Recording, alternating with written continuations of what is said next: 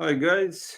If there's anyone around, I think there's a few lives going on at the moment. So if there's no one shows up today, that's okay. I will postpone this for another day.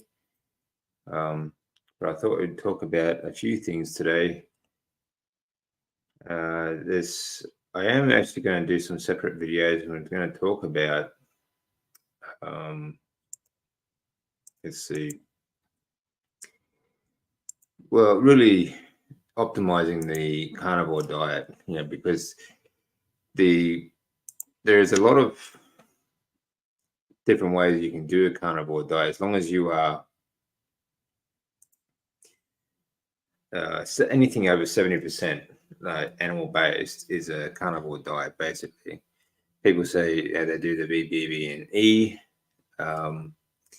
and they do lion diet and other things, but the source of, I think one of the biggest health benefits you get from, the carnivore diet is also the elimination of processed things, the elimination of seed oils, for example, and sugar, of course. But of course, obviously, your body thrives on fat and protein. Well, let's say amino acids anyway, amino acids and peptides that you get from meat. Okay, more specific types of proteins. But when I'm talking about the elimination of, hello Josephine, how you doing? Thanks for joining me. We're trying to optimize the carnivore diet. There are some things that you need to avoid as well, like certain types of meat. Even though it's animal based, you still need to avoid meats that are fed on the wrong kind of food, such as when it comes to chicken, like any sort of monogastric animal. Okay, it's like a monogastric. Mono means one, so one stomach animal. For example, anything that they eat will come out in their flesh. Okay, so that means that, for example, most chickens that you see today are all they're oversized because they're fed on hormones and grains and largely soy and other things. So that will all come out in the flesh, but it'll also come out in the eggs. Okay, so if you are eating, say, store-bought eggs and chicken meat, chicken breast or legs, whatever, all those soy pellets and those seed oil sort of foods that they feed them will come out in the meat and the eggs. So if you do eat these meats and eggs, you should try and source them as best you can from like a pasture-raised chickens that are not oversized and not fed on grain, because even though they tell you that it's an organic chicken, they're organic eggs, or let me see what's another one, free range. They call them free range, but they still will, what they will do, even if they are free range chickens, they will still feed them on pellets, like these soy pellets and chicken grain, chicken feed, and that sort of stuff. So it's really difficult, I think, at the moment to find any kind of chicken or eggs that are not fed on these grains and things like that. So what you want is a genuine pasture raised chicken and eggs that are, the chickens are fed on just a natural diet of vegetables and meat from bugs and everything else that they just naturally eat, their natural diet, which is a very difficult thing to do these days, unless you raise chickens yourself. Pork is another one. So, and this includes bacon, because although I do say bacon's really good, and so is pork, the meat itself. Bacon is also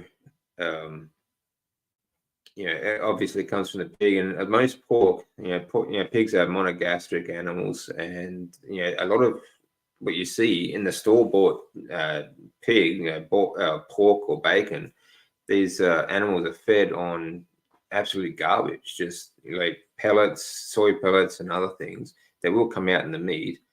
But they're also, I mean, I've even seen them fed on plastics, so these are kind of the meats that you might want to avoid, especially if you are like if you've been on the carnivore diet for a while, for example, and you're stalling, you're having trouble losing fat and that sort of thing. You might be having trouble because if you're eating pork or bacon or eggs that are store bought, for example, and fed on absolute garbage, that will be coming out in the meat, and that's also going to give you trouble trying to lose fat and so on. So these are things that you need to avoid. If you can't source the meat and eggs from a decent butcher or a decent farmer that feeds these like I don't know natural diet, then I would avoid these meats and eggs.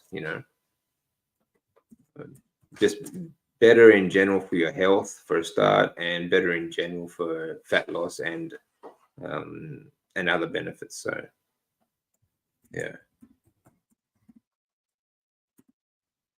yeah. So these are things I'm going to be talking about next week. I'm going to be putting a video more specific about that, and I was showing you some of the things that they actually do feed these chickens and pigs. They're not. I mean, generally speaking, if you can get a good source of these meats, I'm not going to say like and eggs, then yes, go ahead and eat them. They're great. Eggs, especially, are fantastic. Chicken, I find, is too lean anyway. But again, I would stick to if you can't. I mean, it's really, like I said, it's really difficult to source these animals or products that are on a natural diet. So other things, I think, like meats such as lamb. Lamb I think, is basically all grass fed. Okay, so on a natural diet. So it's always a very good source of fatty meat. It's very, it's a light meat. It's lighter in deuterium, and again, I think stick to ruminants. Ruminants are much healthier because they can process it through their stomachs. They also regurgitate it a lot, and they, produce a lot of the long chain fatty acids that we basically all ruminant animals live on it, or every animal lives on a high fat diet on this planet. So, and I was talking about this with Dr. Peter Ballister about that. So if you check out that interview, he gives us some great information about that. So that, for my mind, I think if you want to actually optimize the carnivore diet for weight loss, for fat loss, if you have a stall, if you've been on carnivore diet for a while, you might want to eliminate those products, or at least try and source them from a clean, so a clean product would be much easier, much better, much healthier for you. And of course, I think you would also benefit from maybe lowering your fat intake. I do tell people to eat more fat than protein, usually speaking, especially depending on what your health goals are. But if you're just talking about, say, building muscle, getting fitter, or trying to get leaner, increasing your protein intake is good. And at least, I think, at the bare minimum, even if you're starting on the carnivore diet, I think you should always start like on a 1-to-1 ratio at minimum, okay, and increase your fat and proteins as you sort of adapt, okay, because your body does need to adapt to your diet, okay. Hello, Cynthia. Yeah, it's going well actually. I at the moment I have been fasting on and off. I did at the beginning of the month. I did a 4-day fast, and weekly at the moment I fast from Friday to Sunday. I'm just working out, how that feels at the moment, and it feels pretty good. Yeah, I will have usually I'll have breakfast on Friday morning, and then I don't eat again until Friday evening. Oh, sorry, Sunday evening after a gym session. So I'll do it fasted gym session, but that will, you know, that I'm always changing. I'm always sort of changing that up at the moment. So I'm working out at the moment. It feels pretty good. So and I've got some big tests coming up next month. I'll go see my oncologist again. So I'm going to be trying to the rest of this month. I'm going to try and hone my diet a bit and get ready for those tests. Hopefully, try and see what. Well, I'm just going to see how it's going to affect my numbers anyway. Whether it's going to increase my numbers or not, I will let you know. So I will be fasting and I will be taking a break from exercise for at least a few days before the test start in next month, and that'll be early September. So this month is all about the challenge. And if anyone wants to join the challenge throughout the month, you're more than welcome. We are doing push-up, sprint, rucking, and we did do a 4-day fast, or 1, 2, 3, and 4-day fast at the beginning of the month. But you can, if you feel like doing a fast, you can still do that, and I will help you monitor it if you wish. If you participate in the Facebook group, I will more than happy to help you monitor your fast and your challenge progression. So it's up to you. Actually, I will show you that. So there is a Facebook challenge group that is going at the moment. Okay, so let's share that. There we go.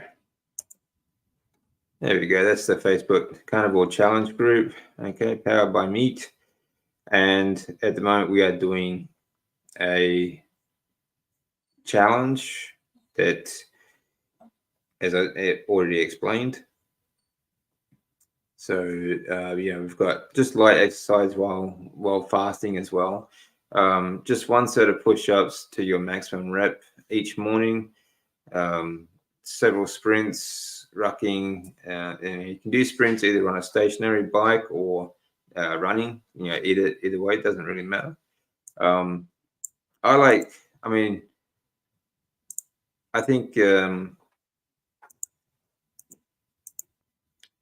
outside and doing them on the ground is great. You can do like barefoot sprints, and that are really great if you have the space available. But if not, then doing it inside on the bike is very helpful as well, as long as you're doing something. But I love barefoot sprints outside on the ground, because you're doing some grounding at the same time, and that's a lot of fun. So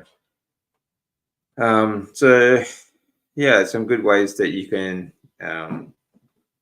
optimize the carnivore diet a bit. Like I said, eliminate those meats that are monogastric, and you'll find that you will get a lot more. I think you're more sensitive to it as you go on the carnivore diet. Like, you will feel good no matter what you eat on the carnivore diet, so like BB&E, for example, and even dairy. Like, dairy is another one I would avoid. Unless you're growing, I would eliminate most dairy. I do say, like, raw dairy is very healthy, and it's very healthy, but it's also meant for young animals to be growing at an enormous amount of growth rate. early in their life. So, and that's the same with children. Children, when they're babies, that's going to be the most growth rate that they actually go through for their whole life. And then next would be their like puberty. So if you're a full-grown adult, there's really no need for you to be taking in dairy, whether it's good, healthy, raw, grass-fed sort of stuff anyway, or not. So if you're having trouble with losing fat, I would eliminate monogastric animals, including especially unless the eggs and chicken and pork are like sourced well and have a good natural diet, then otherwise I would eliminate those three, and eliminate dairy, whether it's grass-fed or not. It's still geared to put on weight, okay? And if you've stopped growing, then you really don't need it.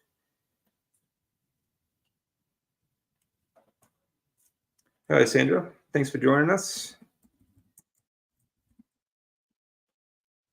Whoops, having a bit of trouble there. There you go. Yeah. Yeah. So those are things that I would do anyway.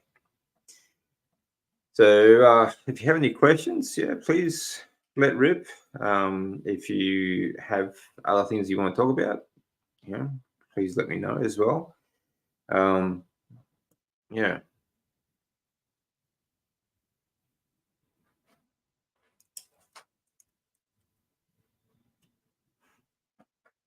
Thank you. Thank you, Sandra. Yeah. Actually, I'm a little bit behind on my exercise videos. Actually, for the bands, I've got some new floss bands. So I'm going to show you how to strengthen some of your joints, including your ankles and knees. And then we'll do some hip exercises and some shoulders as well. Yeah, circulation wise, this is another big. I think a lot of people suffer from circulation issues as well. Like some of the issues that people get like on the carnivore diet, such as cramps. A lot of people who start the carnivore diet are largely sedentary and haven't really done much. A lot of them are obese as well, and they complain about cramps, so they start buying all these electrolytes and all this other stuff. And one of the issues is actually circulation. Okay. Circulation has a big part of causing cramps, and it's also a big part in your blood system, such as venous return. Venous return means that the blood that is going down to your lower limbs, okay, needs to be pushed back up to the rest of your body, to your heart. Okay, yeah, it's the heart sort of pumps the blood around the body. But once it's gone down to your lower limbs, especially if you are seated most of the day, okay, and your legs, you're not actually moving your feet or legs throughout the day, you get there are some pretty serious issues such as deep vein thrombosis, okay, that is caused by a lack of circulation. And these are very, very simple, easy fixes that you can do to, I mean, even just moving your feet, or even if you are seated down, you're just moving your feet, tapping your toes, lifting your heels, just for a minute or so every hour or so will help against those sorts of things, circulation wise. Plus, another thing is, the lack of blood in the muscle cells, okay, getting to the muscles themselves as well, is another reason why you get cramps. Okay, so you need that circulation.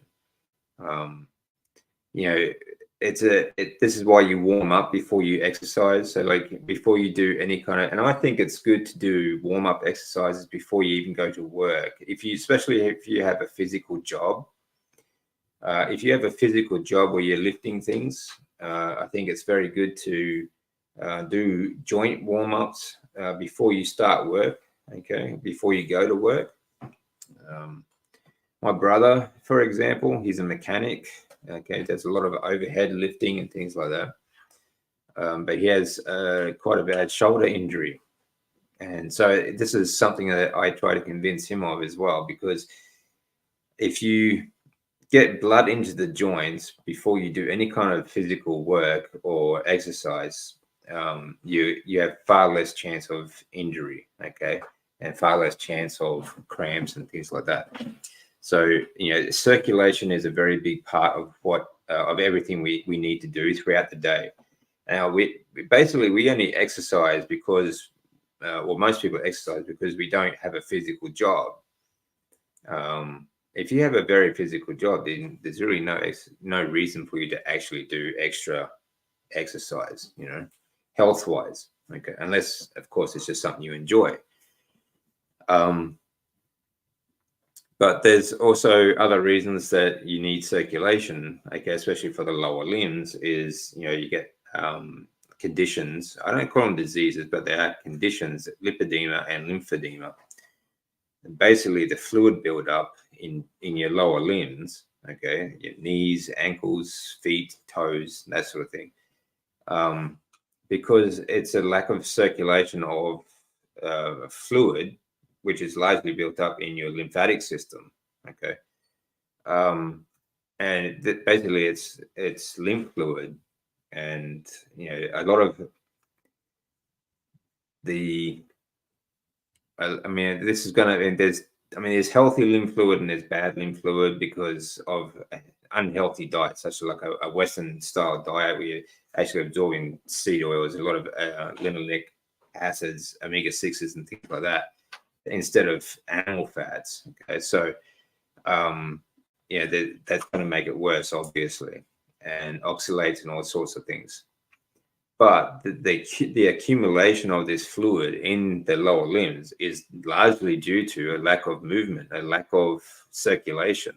So, getting your legs moving, okay, doing especially muscle contractions around the calf muscles, okay, so whatever exercise you do, such as walking, okay, or toe tapping, heel lifting, and that sort of stuff, ankle mobility sort of circulation exercises are going to help with the circulation of your lymph fluid and your blood system, okay, and get that blood and that lymph fluid back up to the rest of your body, okay. Moving, I mean, fats also move in your lymph fluid, so you have to get moving. You have to get that circulation of your lymph fluid to actually get rid of fat as well, body fat. Most of it you actually breathe out, okay, if you don't do a lot of exercise and sweat out a lot of stuff. So, but most of it actually you come from also defecating and things like that, but you also breathe out a lot of it. So, deep breathing exercises are also very good for moving fat, and you also use a lot of muscles to do deep breathing. So this really does help a lot, okay.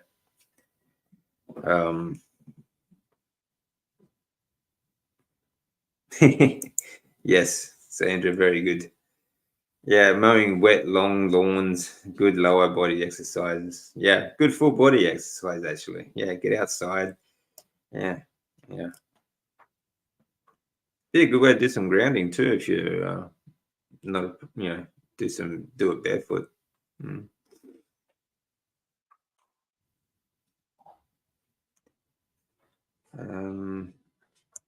My doctor knows I'm highly motivated to not have more spinal surgery. Yeah, Sandra's in a bad way. I hope that is getting better for you, Sandra. Actually, it's Kingdom Way Keto to Carnival. Nice of you to join us. Thanks, man. Really appreciate it. I never fasted over 24 hours and don't exercise much, but I'm looking at both. Glad to be here to learn. I've been carnivore 3+ years. Very good. Yeah, fasting is really great. It has a lot of benefits. For one, you become fat adapted through that period. indefinitely. You produce more ketones, obviously. It's not something that I don't think you need to measure that sort of stuff. Measuring ketones, especially if you use those strips like ketone strips, because you're really just testing what you excess that you pee out, sort of thing. So it's not very accurate, sort of thing. But autophagy and other benefits, such as because you are moving, especially if you keep moving. I think it's always good to do light exercise. Don't push yourself too hard while fasting, depending on how long you're fasting for as well. But don't be afraid to exercise. Don't be afraid to push yourself either. You will know when you've reached your limit. But there's many very, very good benefits to fasting and exercise together, and also just from fasting. So yeah, good luck with that. 3 years carnivore, that's very good effort. Yeah, excellent story.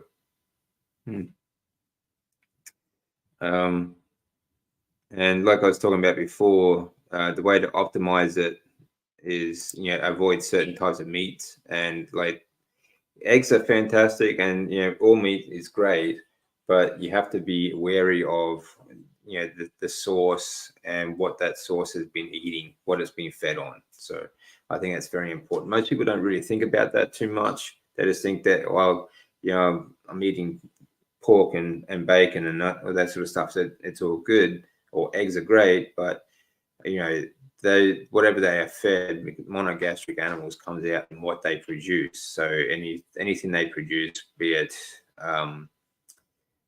bacon, pork, or eggs, or chicken meat, and that sort of stuff. So just be wary of where you source your food from. When it comes to multiple gas or multiple stomach animals like ruminants, you don't have to worry so much. That it really doesn't come out in the meat, and it doesn't really come out in the milk either. But like, again, I said, when it comes to dairy, when it comes to milk, any kind of dairy, whether it be from cow or anything else, goat or anything, the milk and what that makes, say cheese as well, okay, or ice cream or anything like that, that is still geared to put on as much weight as possible in a very short period. So, if I think it would be a good alternative to, say, like protein powders. I think dairy would be a better source than protein powders, for example, as long as it's raw dairy. If you are, say, a bodybuilder and hypertrophy is what your goal is, then maybe that would be cool.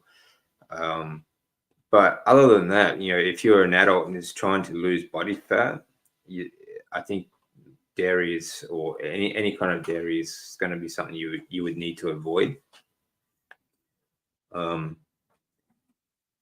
again, like the meat itself, with ruminants, you don't have to worry about. There's no big difference between grass-fed and grain-fed, because all ruminants are actually raised on grass, but spend the last few months, maybe 3 months or so, on grain to fatten them up. Okay, so again, like, this is another thing.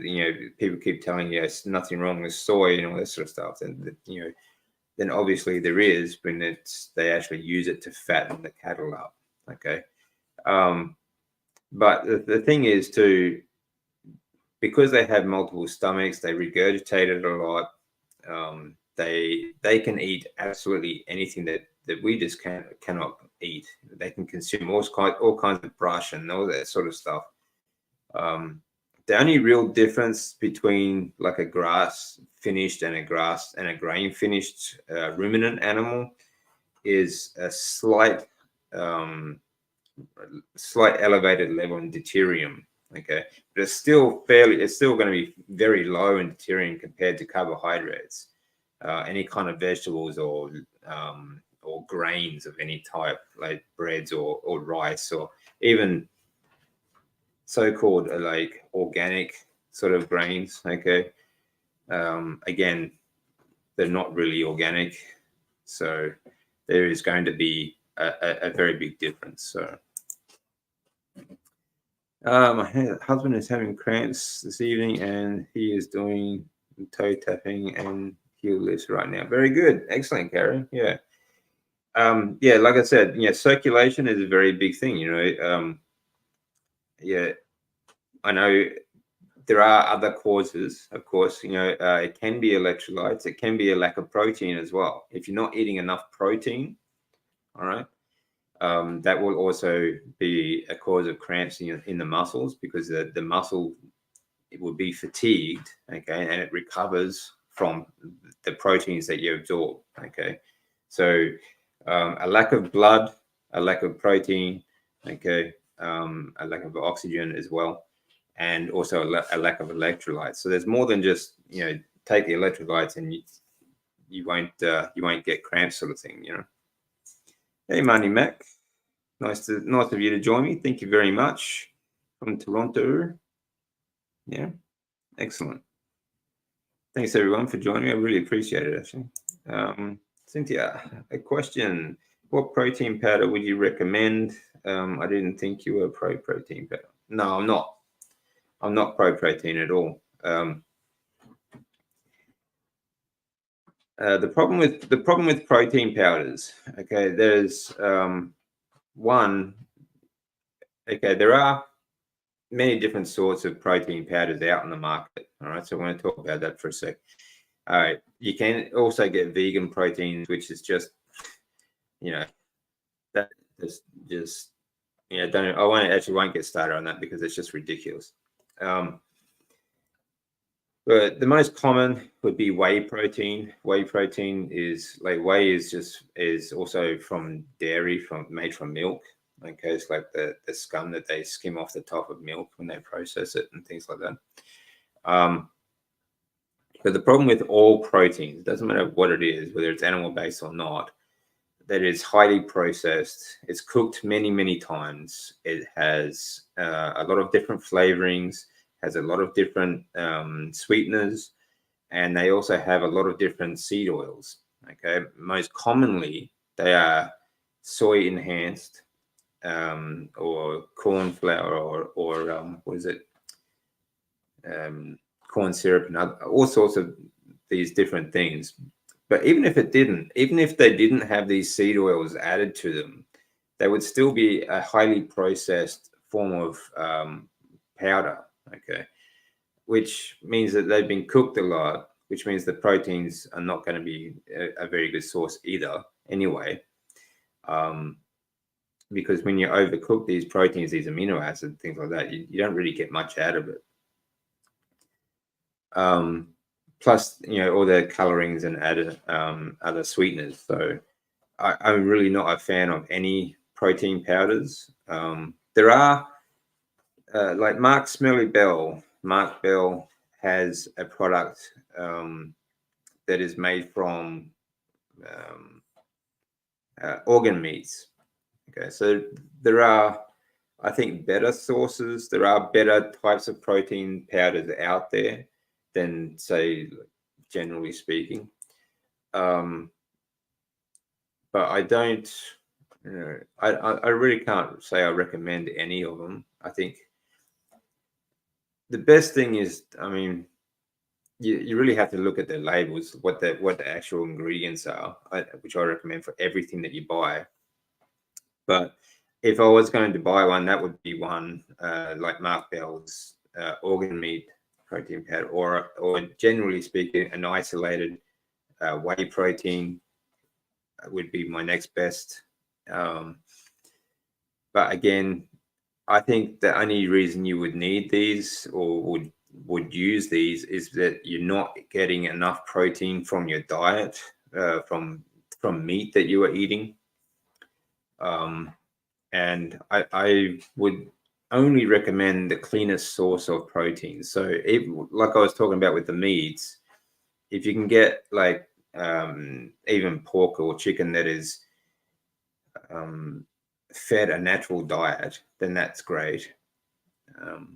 It's also kind of difficult for some people to eat as much protein as they need as well. So then you might want to you know, a protein powder may be okay. As long as you're having a lot of fats, like animal fats, I think you can sort of, you know, balance it out a bit, really. But again, I really don't recommend any sort of protein powders because they are highly processed, and they do, you know, 99% of what I've seen have seed oils, sweeteners, and other so-called enhancers in them that are not healthy for you. And if a lot of them do say that they are high in these different vitamins and minerals, but again, these vitamins and minerals are highly processed, and the source of them is chemical. Like, it's all, you know, manufactured sources, so they're not actually vitamins and minerals that the body can use. So these are things that the fitness industry is notorious for. And they keep telling you have to have all these different types of supplements that you don't need, and actually working against you. So, and I know it can be difficult also, like, especially like if it's in summer, like, it's hot, and the last thing you feel like doing is cooking a steak. I understand that. So, I mean, that's really up to you what kind of benefits and what kind of, you really need to weigh up what your goals are as well. Like, are you looking for optimal health? Are you looking for like average health? Are you looking for, are you happy with taking a supplement over natural food?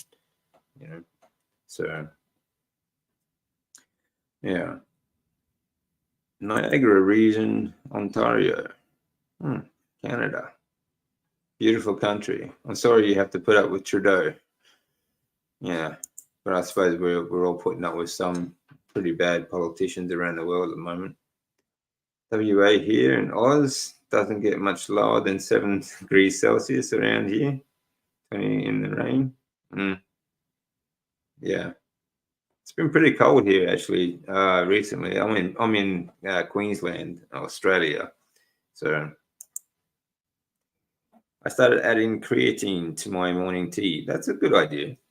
Yeah. I mean, tea and coffee, yeah, are things that I avoid nowadays because even if you have a good source of coffee, for example, any sort of processed plant, and this includes protein powders and things like that, any kind of processed plant, and it's processed with heat, okay, they all are. They also produce acrylamide, okay. Now, acrylamide is something that affects the thyroid gland directly, and does affect your hormone production. They also have a lot of anti-nutrients, so they actually block the nutrients that you are getting or they block the absorption of the nutrients that you are getting from your diet. So yeah, creatine actually is a great supplement. It's because one, you can get it without any sweeteners or flavorings or colorings. Okay, so creatine I find is actually a very good supplement, and I think anyone who is having trouble getting the amount of protein that they need, then yes, creatine is a great supplement, and you only need like a very small amount, so you can mix it in a glass of water. I mix it in about 5 grams a day, okay, because on top of what I eat, just in a glass of water. Another thing you can get also is if you can get them unflavored, uncolored, and without sweeteners, is BCAAs. Okay, branched chain amino acids are another good supplement that you can also use. But again, if you do get these, make sure that you don't get anything sourced with any kind of enhancements, such as a seed oil enhancement or any kind of sweeteners or flavorings, because that will just, you know, negate the reason why you are taking it in the first place, you know, because you want better health, you know. But creatine is great, you know, and you know, if your body can handle tea, that's all good, you know. Like, I'm not going to tell anyone, you know, don't drink coffee or tea, because it's just something that I avoid because of the anti-nutrients. And depending on, for some people that might be trouble, because basically what you are eating, say from your meat, when it gets digested and absorbed into your lymph fluid, your lymphatic system is trying to extract as many nutrients as possible from your meat, okay, from your diet. And if you have anti-nutrients in your diet, such as tea or coffee, okay, or any kind of plants, really, then it's going to have a lot of trouble actually absorbing those nutrients. Okay, so that's just the way I think about it anyway. So, but you know, if you can't give up coffee or tea, that's all good. Yeah.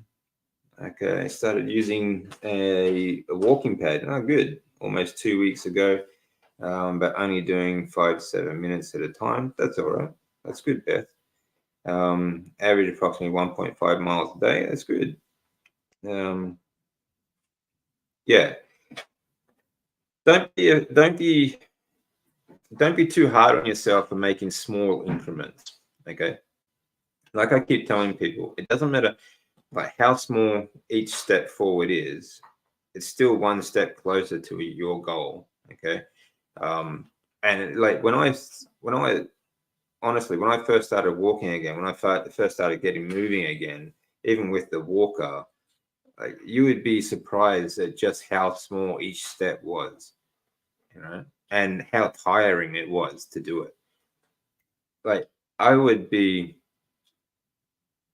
up for, you know, out of bed for 30 minutes, and I would be so tired I would sleep the rest of the day. Okay. When I was walking, it was literally like, if these are my feet, okay, I would be doing less than half a foot step at a time. Okay. So don't be afraid to, or don't be too hard. Sorry, don't be too hard on yourself if you think the progress that you're making is too small. It will get better. It will get bigger. You will make bigger steps as you go. You know, I couldn't even stand up straight. Like, I was literally trying to walk in a fetal position. You know, it was that bad. So, like, every little step, like I keep telling you, it's one step closer to getting better. Okay, so don't worry, don't concern yourself with small steps. They're all good. Every step is good. Yeah. Creating for not just muscles but cognition. Yes, yeah, creatine. Postmenopausal women just have a lot less creatine in the brain. Yes, that's true. Yeah, creatine is actually probably one of the cheapest and most beneficial supplements that you can get. Okay. We need creatine for many different processes in the body. It's not just about muscles. It's not just about, it's also about the brain health, and it has many health benefits for your, I know there's information out there saying that it's bad for your kidneys, but it's not. It's actually very healthy for your kidneys and for your liver and hormone production. Okay, so there really are a lot of benefits to having creatine. Again, make sure that you have a good source, and make sure that it's not flavored, it's not sweetened or anything like that. So, but yeah, excellent, Carrie. Yeah, creatine is very good for the body, and it's one of those very underrated supplements that, you know, big pharma really hate because it is so beneficial, you know. So, if you do find a protein powder that's not too bad, they can change ingredients without a word. So pay close attention. I'd rather stick to meat. Yeah. I agree, Marnie Mac. Very much so. If you, it doesn't matter, even if you, doesn't matter what product you get, what supplement you buy, you should always keep an eye on, whenever you buy it again, always check the ingredients, because they do change. So yeah, it's a good tip. Very much so. All right, Cynthia, have a great day. Really appreciate you stopping by. Have a great weekend. And yeah, we'll talk in the challenge as well. So we'll talk to you then. Carnival, I'm just down the highway. Port Credit. There you go. Coming completely sedentary. Okay, coming from completely sedentary, too hot for me to walk outdoors, Central Texas, USA. Yeah, well, that's fair enough. You know, and it like I said, you know, coming from a very sedentary position, anything, any little exercise, any little bit of exercise that you start doing, any kind of movement that you start doing, is going to be beneficial later on. It will progress, and you will get better. You will do more. So, you know, that's our walking pad's a great idea, or a treadmill, or if any kind of equipment that you can do or take home. And you know, you can do things even without equipment too. Just I think like the worst thing people can do is to sit in a chair like this, or any kind of chair, for too long throughout the day without any kind of movement. Just get up and walk around the lounge. You know, or if you can't get up, if you can't walk, just try and move the legs. You know, yeah, we all start from somewhere. You know, slicing my chuck for a quicker breakfast cook sounds good. Yeah, chuck is one of my favorite. Actually, I would say it is my favorite cut of meat. Chuck steak. It's always very fatty, and you know, it's just a nice thick cut as well. So lamb would be my next best. And you know, great ways to cook it too. You eat lamb, fantastic roast lamb. Roast lamb is one of my favorites, actually. Haven't done it for a while though. Hello there, Mama Cracker. Nice of you to join us. Really appreciate it. I tried to give up tea this month with my month-long sauna, nice and detox, but I was feeling so sick that I decided to wait until detoxing is done. Yeah, good idea. But I'm cutting back. Oh, that's good, Carrie. Yeah. Yeah, I mean, yeah, it can be very difficult on the body to give up everything all at once. So I think this is another thing about the carnivore diet. People, when they, especially if they're coming from a standard Western diet, there are a couple of ways you can do it. A lot of people find it easier to go cold turkey, and that's fair enough. But I think benefit-wise, if you can abstain, as long as you can moderate yourself, I think do it over at least a 6 to 8 week or even 12-week period. You will get it'll be much easier on the body, you know, especially for hormone production, that sort of stuff. Hey, how you doing, man? Carnival Meetup Sunday, 24th November in Brisbane. Okay, so it's 24th November. Okay. Yeah, I'm hoping actually just to actually, I have been speaking with a few people. We are going to organizing with Aid here a meetup in November. If people are here or around in Australia at the time, I'm hoping, he hasn't confirmed as yet, but if he is in the area, Professor Bart Kay will also be joining us. So, and maybe Big Dave Mack from No Carb Life as well. So just to let you know, we are going to be having a meetup in the Brisbane area in November. Okay. So if you are willing to come along, more than welcome. The more the merrier. And, you know, I will let you know of what exactly will be happening along the way. So before we get there. So, all right. Excellent. Thanks for that, Aid. Appreciate it. Okay. So Any other questions? Transition. I transition and now I identify as a disabled black lesbian who's trade unionist. Okay, fair enough, mate. Yeah, we won't go too much into that. They'll kick us off. But okay, yeah, transition's got a sort of yeah, a few different subjects about transitioning these days, I guess. But you have a look at the Olympics going on at the moment. Actually, it's not something I watch, but the Olympics is just the absolute disgrace, if you ask me. So I kind of get sick of people telling us, like, like here in Australia, they say, you're Australian Olympic heroes. Yeah, heroes, okay.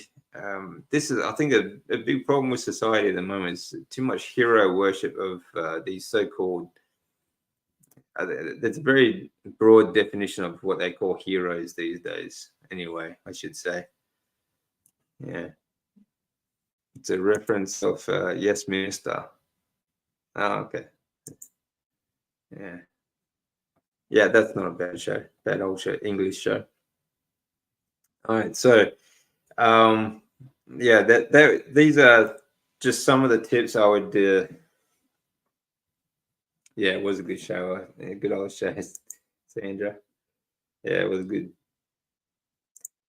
Some of the tips I would give for anyone who is trying to, especially if you've been doing carnivore for a while and you found it a little bit difficult, like someone mentioned the other day that when they first started carnivore, they felt really good. They felt very energetic, and weight came off very quickly and easily. But then they reached a plateau, and they started feeling sort of mediocre, and the fat loss has stalled. Okay, so these are some of the reasons that it might be doing so, because as you get more sensitive and your body becomes more natural, okay, I find that you are more sensitive to what the animals are actually fed as well. So pay attention to where those monogastric animals are, what they are fed, and what they produce and what you are eating. Okay, so you need to pay attention to that just as much as you would an ingredient in any other food or supplement that you might take. Okay. Other supplements that I might recommend, actually, I will say I have been trying recently cereal products, 3 in particular, the Stem Enhance. And the reason I started taking that is because it interested me, because when I was going through treatment, I was put on a similar product to help me produce more stem cells for my stem cell collection, because when they did my stem cell collection, after my blood was cleared from the first treatment, or the first cycle of treatments, they collected my stem cells for my autonomous transplant, which I did 2 years later. But it gave me a very, very strong viable stem cell count. Now, this, when it comes to producing more stem cells, this did help, yes. But another thing that does help is fasting. This is one of the other benefits of fasting. Fasting will stimulate your body to produce more stem cells, and there won't only be more of them; they will be stronger. And it also, when you do fast, it will also protect good, healthy cells. There is information that's coming out recently that talks about while fasting, your healthy cells will actually go to sleep, so to speak, will actually lay dormant and protect themselves. Your body will protect the healthy stem cells. And the longer you fast, all the dead cells will be taken away by the lymphatic system, because The other benefit of the lymphatic system is it's not just about absorbing all the nutrients that you need in the lymph fluid for the rest of your body, but it also takes away the dead cells. All right.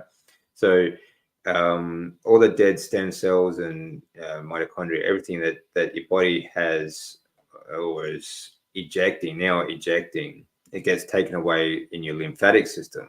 Okay. Which is another good reason why you need movement, because movement will help clear or help detox or take away those dead cells from your body. Okay. And we breathe them out, and we defecate them out, and all sorts of things. All right. So fasting will protect the healthy cells while all this is going on, and it will also kind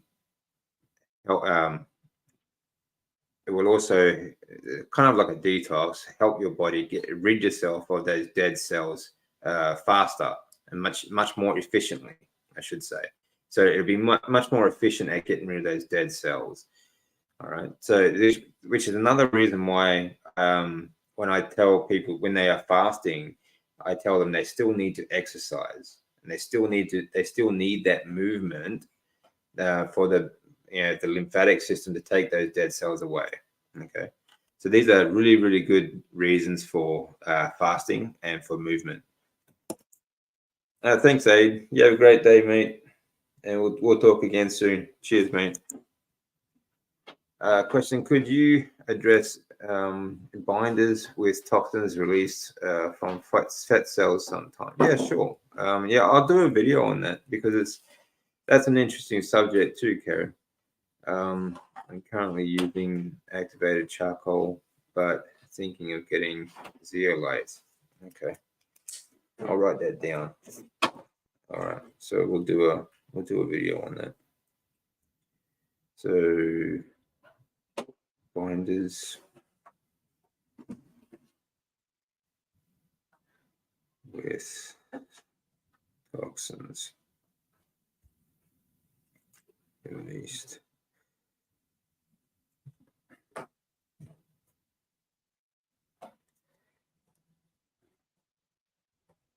Yeah, fat cells are really interesting because you can, a lot of things do get stored in fat cells, especially when it comes to seed oils, for example. Okay, because they are oils, they're fat soluble, and high omega-6s, long chain fatty acids. They are stored in your fat cells. All right, so the more body fat you have, the longer it takes for your body to rid themselves of these seed oils. And this is my theory, actually. I should say that, yeah, because some people say that it takes like 6 years, or anywhere between 2.5 and 6 years to actually get rid of seed oils from your body, and they are accumulative. All right, so the more you eat, the more you're going to accumulate, obviously. Okay, because they store in your fat cells. But for my mind, my idea would be that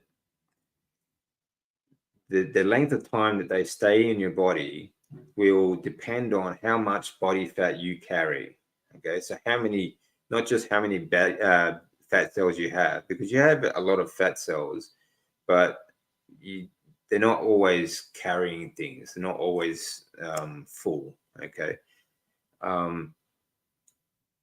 So it also would depend on your activity. Again, what you store in your fat cells depends on how active you are. Okay. Because it's, again, your lymphatic system moves fat. Okay. All the fat, everything you get from fat, and in the fat cells and things like that. So that will fill your fat cells, and it will also take away the stuff from your fat cells as well. So it's really going to depend on how much fat cell, or how much fat you carry. So obesity, if you're obese, it's going to stay in there a long time. Okay, for as long as you are obese. If you're lean and active, then obviously it's not going to stay in there very long. if you're obese and sedentary, then obviously it's going to stay there for a very long time. So it may even stay there for longer than 6 years, may take much longer. Anyway, I'm dealing with mercury from amalgam filings since 4 years old. Oh, wow. Yeah. Okay, so these are, again, like I said, fat cells, they do carry a lot of toxins, things that whatever you eat, especially fat soluble sort of toxins, okay, just the same as minerals and vitamins that we need are going to store in your fat cells. Okay. I'm not really sure about when it comes to that sort of mercury carrying, but I'll do a bit of research on that, and we'll talk about that a bit more. But whenever it comes to detoxing your body and moving anything that's stored in fat cells, it really comes down to your lymphatic system, how much fat you carry, and how active you are as well. And that can be very difficult for many people, such as yourself, carry as well. So this is why I think we are built to move, and of course, there's a lot of toxins in everything that we do now. And it kind of look at, actually, I'm maybe even talk about food wars soon, because everyone's fighting about what food we should be eating.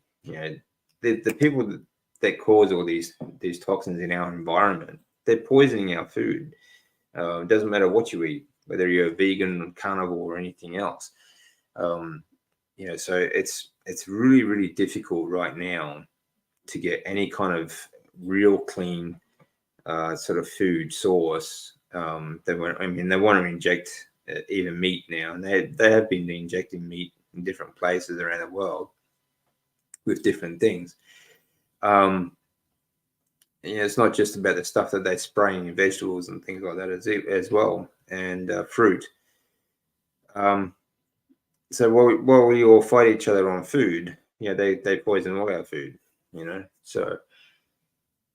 But when it comes to, like I said, anything that's stored in fat cells, doesn't matter what toxin it is, whether it's seed oils or something else, it's going to rely on your lymphatic system to remove it. Okay, so this is why I keep telling you, like, lymphatic system is so important for not just the hormone production, for absorbing minerals and vitamins, things like that, but it's also that the sewage system.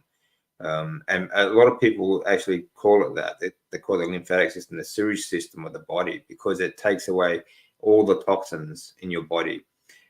You have organs that help you filter it, like your liver and your kidney, and that they filter these things. But the things that the lymphatic system actually takes it away, actually will clean and help you detox your fat cells and things like that. So it really does rely on the fact that you eliminate the source of the toxins, one, and you give your lymphatic system the most nutrient dense diet, and healthy diet. So whether you get like all your water soluble and fat soluble vitamins and minerals and proteins and everything like that, but then you still need to make all that work. You need to add movement. Okay, circulation. It needs circulation. The lymphatic system and your blood system, they both need circulation for any of these things to work. Yeah. So hello, Pharaoh Grandma. Thanks for joining us. Okay, we're just about to finish up. So, okay, so I've just got a couple more minutes. If you guys have any more questions, please, let rip. Otherwise, I'll be heading off. But yeah, those are the three most important things. Whatever. Actually, I'll give you a good example.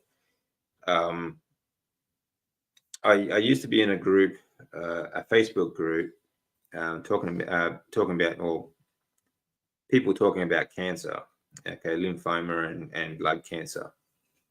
But I made a few posts of videos talking about, with Professor Seafood, talking about fat, talking about ketogenic diets and things like that. So they actually kicked me out of the group because they said that I am talking about preventing and not treating, or these are, the message was actually that okay, this group is for people who have cancer already and are dying. Okay, so they're saying that if you already have the disease, then it's too late and there's nothing you can do about it. But the thing is, I mean, I'm proof. I mean, I even told them, look, I've been stage 4 twice. I'm still here 10 years later. It doesn't mean that I'm not going to say doesn't mean I'm cured, but I'm managing it. The thing is, though, whatever the problem is, it can be improved. Like I said, steps. First remove the cause of the problem. Okay, then of course you need to give your lymphatic system the best source of nutrients. Okay, and then to make all that work, you need movement. Okay, because your lymphatic system relies on movement. Your body, doesn't matter if it's even your blood system, your blood circulation and lymph circulation, it all relies on circulation. Okay, so remove the toxins, add the best diet you can, be as strict as you can. It doesn't mean that you have to be. It doesn't mean that you can never give yourself, some junk food every now and then. That's totally up to you. But when it comes to disease, be as strict as you can, and then you need to add movement. Okay, and of course there are other things like my life hacks video. Okay, like sunlight is, I think, is vital for the human body, and not just for health, like for physical organ health and your skin and everything, but mental health as well. Makes a very big difference. Being out in the sunlight and grounding is really good. And you don't have to do a lot of movement either. Like deep breathing exercises. And it doesn't mean that you have to be an expert in this stuff. You just do as best you can. There is a lot of muscle movement involved in deep breathing, so there's not a lot of movement that you have to do either. But like I said, remove the cause, add as many nutrients, nutrient-dense diet as you can, and add movement. These are 3 keys to any of that. So, yeah, that's good to hear, Rick.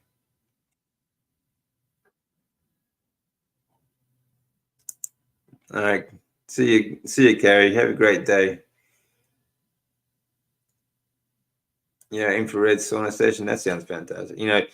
Again, infrared light is really, really good, which is, just go out in the sun. If you can.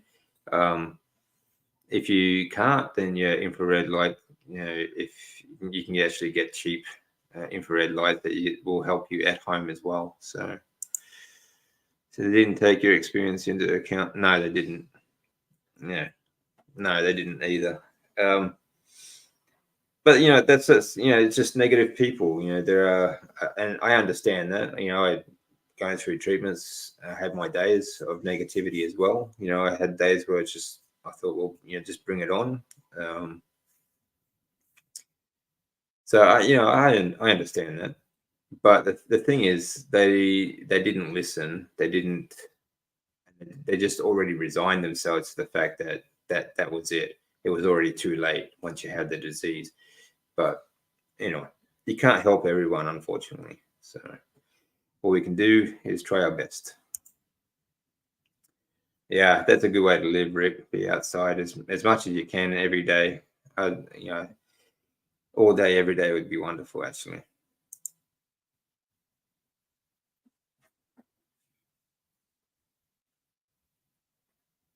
Oh, that's good, Beth. I really appreciate that. I'm glad it helps. Um, yeah, I'm glad it's. If I can make it easier for people to understand, I really hope it's. You know, that would be. It would help anyone in any sort of situation. You know, so I really appreciate that. Thank you. Can anyone recommend good stretches for clicking and popping in my shoulders? Yes. Okay. There's a number of things going on when you got problems with shoulders. Okay. Now you have to be careful with the shoulder. You need to get blood circulating in the joint. Okay, because it's kind of like a floating joint. It's really just held together with tendons and ligaments and muscle. All right. And there's a lot of muscles involved in the shoulders, actually, that range from the middle of your back that actually hold your scapula together to get the rhomboids. Okay. And they just at the top there between those big shoulder blades. All right. That will help, that actually pull the scapula together and give you good posture, for example. Now, when you have people who are, say, round shouldered, for example, they have very short pectoral muscles that are pulling their shoulders forward. So these are muscles that are also involved. Okay, you got pec minor and pec major. One small muscle group underneath. They're called pec minor. On top, you have that big chest muscle. Okay, that's called pec major. Okay, pectoralis major. But then you've got your upper trapezius are also involved. Okay, just above the clavicle there, and the clavicle bone is this bone across here. Okay, then you've got your deltoids around the joint itself.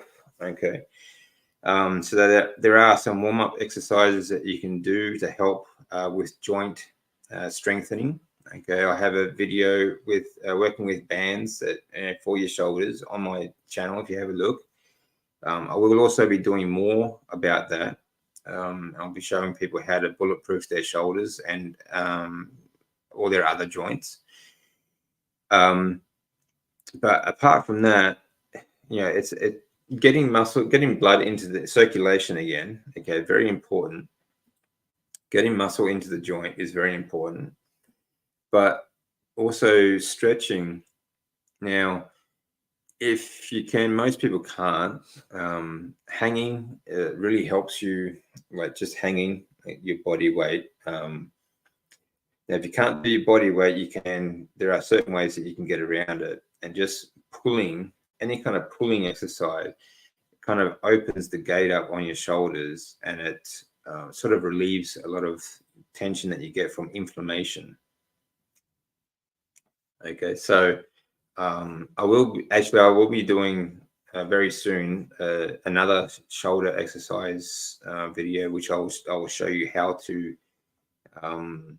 relieve pressure stretching as well for your shoulders. But there are, let me see, if you stretch, if you do a pec muscle stretch, if you do like a rhomboid stretch, okay, so you lean forward and sort of really arch the back. If you stretch the pecs, this is also going to help with your with shoulder issues. Okay, that's about as best I can give you at the moment. But I will, as I said, I will be doing a video specifically on joints very soon, and I'll do one joint at a time. I'm going to start with the ankles, and I will. There is also already a video on using bands for your shoulders, so check that out. And yeah, I'll have that video up as soon as I can. Okay. All right, guys. I'm going to leave it there, but I hope you all have a great weekend wherever you are, and thank you very much for joining me. I really appreciate it. If you have any more questions, please just put them in the description, or sorry, in the comments. Okay, any questions that you might have, and I'll get back to you as soon as I can. And yeah, so thank you very much. Awesome. I hang, and there's a machine at the gym. Good. That will help me to modify pull-ups. Thanks. Yeah, hanging is really, really very, very good. I think people, if you can hang, I think you should do at least 1 minute a day, every day. Okay. But there's a lot going on. There are machines that will help at the gym, for example, but there are ways you can do it at home as well that don't require you to use your whole body weight, because it can be very difficult for a lot of people. So, all right. Thanks, guys. Really appreciate it. You have a great day and weekend, and I'll talk soon. Good to see you, Rick, and everyone else. Thanks for joining me.